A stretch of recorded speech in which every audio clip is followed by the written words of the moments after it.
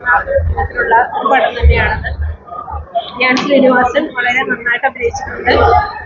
എല്ലാം കൊണ്ടും എല്ലാവർക്കും ഇഷ്ടപ്പെടും. ഇപ്പോഴത്തെ സാഹചര്യമായിട്ട് ഒരു ഇണങ്ങുന്ന ഒരു പടം തന്നെയാണ്. ഞാൻ ശ്രീനിവാസനെ ഇഷ്ടമാണോ? പിന്നെ ഒത്തിരി ഇഷ്ടമാണ്. ഞാൻ്റെ കോമഡി പടങ്ങളാണ് കൂടുതൽ ഞങ്ങൾക്ക് ഇഷ്ടം. എന്നാൽ ഇത് വേറിട്ടൊരു പടമാണ്. വെറൈറ്റി കുറച്ച് ത്രില്ലറാണ്. എന്നാലും എല്ലാവർക്കും ഇഷ്ടപ്പെടുന്നത് നാട്ടിൽ നടക്കുന്ന സംഭവങ്ങളൊക്കെ കൂടുതൽ നമുക്ക് ഭയങ്കര ആഗ്രഹം. ധ്യാന്റെ ന്യൂ ആയിട്ടുള്ള ഫസ്റ്റ് മൂവി. സോ മൂവി ഒരു ചെറിയ ടീം സോഷ്യൽ കലണ്ടറാണ് സബ്ജക്റ്റ്, പക്ഷെ നല്ല രീതിയിൽ പ്രസന്റ് ചെയ്തിട്ടുണ്ട്. നമ്മൾ ഒരുപാട് കേട്ട കഥകളാണ് ഈ സോഷ്യൽ മീഡിയയിലുള്ള ഹാരാസ്മെന്റ് കാര്യങ്ങളൊക്കെ, പക്ഷെ അത് പ്രസന്റ് ചെയ്യുന്ന രീതി, പ്രത്യേകിച്ച് ക്ലൈമാക്സ്, ഒരാൾക്ക് എങ്ങനെ ആ ഫീലിങ്സ് വരുമ്പോൾ, വിഷമം വരുമ്പോൾ അത് തിരിച്ചു കൊടുക്കുക എന്നുള്ളത് നല്ല രീതിയിൽ തന്നെ ചെയ്തിട്ടുണ്ടായിരുന്നു. അധികം വയലൻസോ അങ്ങനെയൊന്നും അല്ലാതെ ഇമോഷണലി എങ്ങനെ അത് കണക്ട് ആവുന്നുള്ളത്, പ്രത്യേകിച്ച് ക്ലൈമാക്സ് ഒക്കെ അത്യാവശ്യം തന്നെ വർക്കൗട്ടായി. ധ്യാന്റെ പെർഫോമൻസ് നല്ലായിരുന്നു. മ്യൂസിക്, BGM, പാട്ടുകളെല്ലാം കൊണ്ടും ഒരു കൊച്ചു മൂവിയാണ്, പക്ഷേ ക്യൂട്ട് മൂവിയാണ്. സോഷ്യൽ ലെവലായിട്ടുള്ള മെസ്സേജ് കറക്റ്റായിട്ട് പ്ലേസ് ചെയ്തിട്ടുണ്ട് അവർ.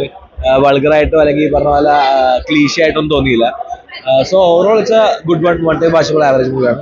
ധ്യാന്റെ പെർഫോമൻസ്, വില്ലന്റെ പെർഫോമൻസ് എടുത്തോണ്ടാണ് നല്ലതായിരുന്നു. പടം എന്ന് പറഞ്ഞാൽ ധ്യാൻ ശ്രീനിവാസന് നല്ലൊരു തിരിച്ചുവരവ്, അങ്ങനെ വേണം പറയും. എങ്ങനെ ഇപ്പൊ പുള്ളിയുടെ ലാസ്റ്റ് ഇറങ്ങിയ പടങ്ങളൊക്കെ നിരത്തി പിടിച്ച് പരാജയമായ പടങ്ങളാണ്. അപ്പൊ അതിൽ നിന്നൊക്കെ ഉള്ള ഒരു മറുപടി എന്നുള്ളതാണ് ഐഡിയ എനിക്ക് തോന്നിയത്.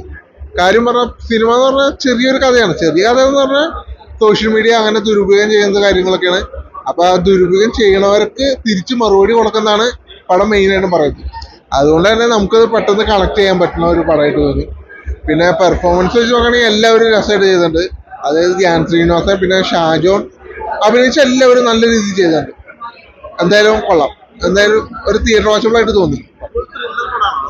അതെ, ത്രില്ലർ എന്ന് പറയുന്നത് ഞാൻ പറഞ്ഞു, ഈ സോഷ്യൽ മീഡിയ ഉപയോഗിക്കുമ്പോൾ അതിൽ നമുക്ക് ഹരാസ്മെന്റ് കുറേ കിട്ടൂല.